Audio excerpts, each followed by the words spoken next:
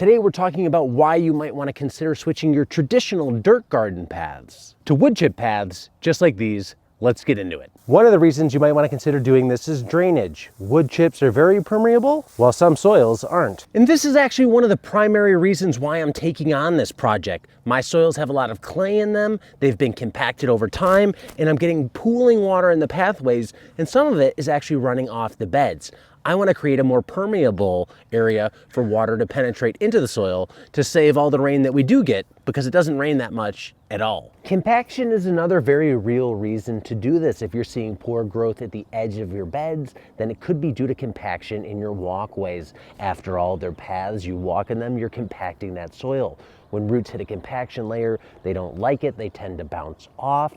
So by digging out the pathway and putting something more permeable in its place, you remove that compaction problem and you actually go the opposite way. You create something that roots can penetrate into easier over time, solving that compaction issue and maybe getting better growth at the edge of your bed. Another reason for doing this is to raise your beds. Say you're on some sort of funky slope, say you have drainage problems and you want to get the roots higher up off the ground, you can consider building raised beds this way, because you can take usable soil from the pathway and fill it with something you can't grow straight into, wood chips. Another great reason for doing this is because you can compost in place. You can fill your pathways with wood chips. Those will slowly break down over time, creating an in situ nutrient source for plants in your beds. You can then either leave that compost in place, layer on top of it, or come back at some point in time, dig out the pathways, put that on the bed, and you're cycling nutrients through the system. It's a great way to stimulate biological activity and add organic matter into your growing system. Another reason for doing this is because you might think it looks better. Wood chips look better than dirt paths.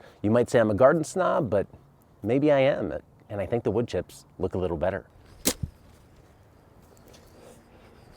How deep should I dig out the pathways? And there's no right answer here. This isn't your first Little League game, or this isn't your first French kiss. So go as deep as you want to and as deep as you feel comfortable going. In my case, that's 12 inches. And again, that's not set in stone, so don't overthink it and do what your materials, energy, and soil allow.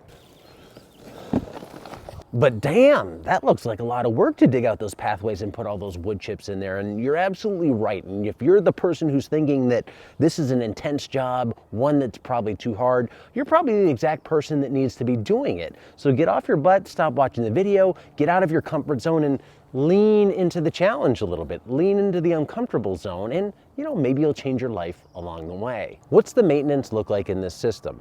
Pretty simple. You have two options. When the wood chips have fully broken down, you can then scoop out the pathways, add that nice composted soil on top of your beds, thereby improving the soil in the beds, and then repeat the process, refilling that channel with new wood chips. Or you can just simply leave it in place, maybe add more wood chips directly to the top, just a thinner layer, and let that break down more over time. This is a pathway that I filled with wood chips about 15 months ago. Let's dig it up and see what we have.